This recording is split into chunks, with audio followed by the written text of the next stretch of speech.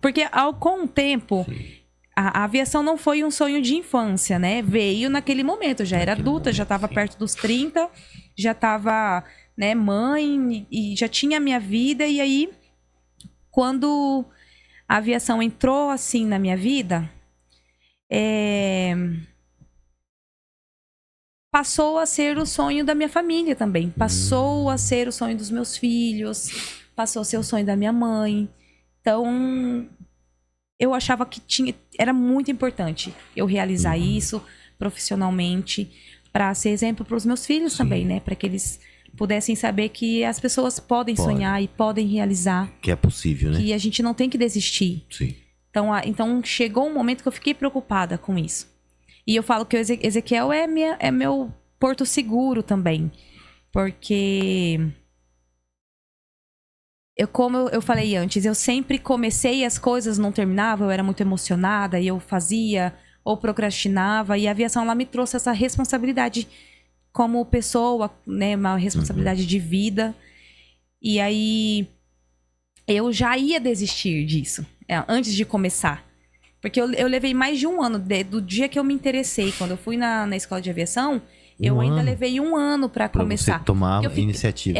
Porque eu ficava assim, olhando, e na época, assim, não consegui fazer logo na mesma turma, que já ia começar ali, que eu não tinha com quem deixar meus filhos, tava muito difícil, e aí eu comecei a trabalhar, e eu comecei a deixar pra depois, Aí um dia eu tava olhando, assim, Instagram, olhando imagem de comissária, aí meu filho olhou, assim, o mais velho, o Ezequiel.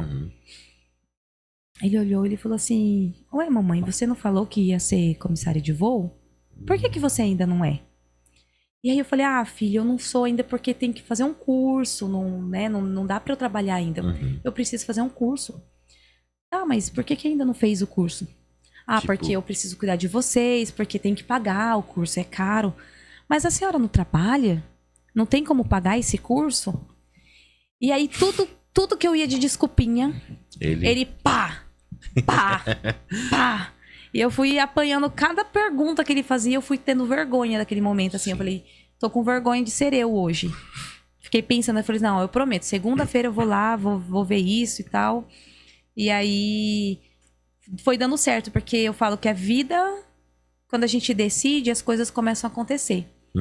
E aí eu decidi que eu ia fazer esse curso. Quando eu decidi, eu tava bem apertada, assim, financeiramente. Tava passando por uma situação bem, bem difícil, assim. E aí começou a acontecer. O gerente da loja que eu trabalhava, ele falou assim, não, eu vou pagar a sua inscrição do curso. Ele me deu de presente. Porque isso era dezembro, e aí eu faço aniversário em dezembro, e ele falou assim, vou te dar de aniversário. Ele foi lá e me deu essa inscrição. Eu trabalhava, nessa época, antes de começar o curso, eu trabalhava no setor administrativo de uma loja de embalagens. Então, eu ficava no escritório e aí o dono da loja me chamou para conversar. Ele falou assim, eu sei que você quer fazer aquele curso de aeromoça, então vamos fazer assim. Vou demitir você, vou chamar o fulano, que era o contador. Vamos fazer certinho até aí, você vai ter os seus 4 meses do seguro, que você vai conseguir fazer o seu curso nesse tempo.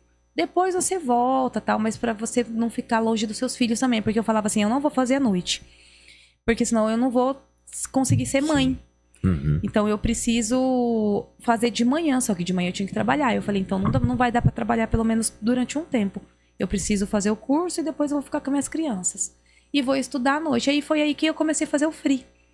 Comecei a ir nos lugares assim, você tá precisando de garçonete? Vocês aceitam free? Eu fui assim, na cara e na coragem. Pedi mesmo?